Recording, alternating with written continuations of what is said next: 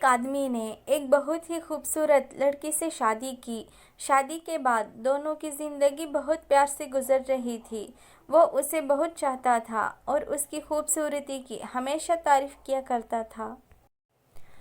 लेकिन कुछ महीनों के बाद लड़की चर्म रोग स्किन डिसीज से ग्रसित हो गई और धीरे धीरे उसकी खूबसूरती जाने लगी।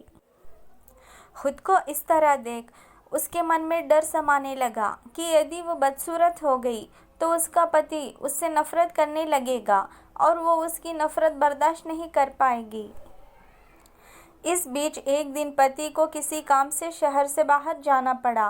काम खत्म कर वो घर वापस लौट रहा था, उसका एक्सीडेंट हो गया। एक्सीडेंट में उसने अपनी दोनों आंखें खो दी। लेकिन इसके बावजूद भी उन दोनों की ज़िंदगी सामान्य तरीके से आगे बढ़ती रही। समय गुजरता रहा और अपने चर्म रोग के कारण लड़की ने अपनी खूबसूरती पूरी तरह गंवा दी।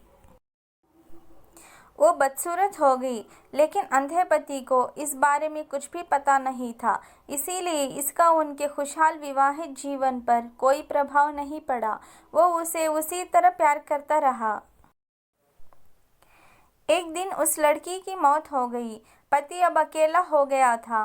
वो बहुत दुखी था। वो उस शहर को छोड़कर जाना चाहता था। उसने अंतिम संस्कार की सारी क्रियाविधि पूर्ण की और शहर छोड़कर जाने लगा। तभी एक आदमी ने पीछे से उसे पुकारा और पास आकर कहा, अब तुम बिना सहारे के अकेले कैसे चल पाओगे? इतने साल तो तुम्हारी पत्नी तुम्हारी मदद किया करती थी।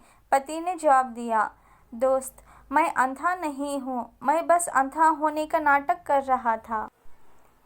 क्योंकि यदि मेरी पत्नी को पता चल जाता कि मैं उसकी बदसूरती देख सकता हूँ तो ये उसे उसके रोग से ज़्यादा दर्द देता।